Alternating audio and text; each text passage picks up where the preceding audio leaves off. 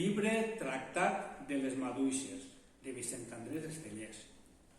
Ahir vaig haver d'anar a Vallada, un sector furibundament esquerrà de la població de la Costera iniciava una setmana cultural d'actes en favor de l'autonomia. 1976.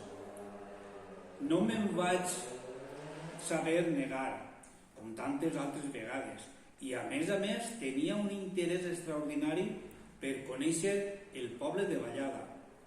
L'excursió fou magnífica i els companys m'hi varen fer grata, després molt grata l'estada.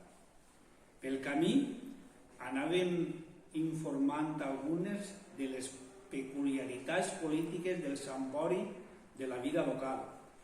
El poble és deliciós. Vaig conèixer la plaça Major, a la qual volen posar de nom plaça del País Valencià o plaça de Jaume I, en lloc de plaça del Caudillo. Senten autèntica devoció a aquestes gens per Xàtiva, la capital de la comarca. En acabar la lectura dels versos, una jove i bella senyora em va besar i em va regalar un vaixell de vímet preciós.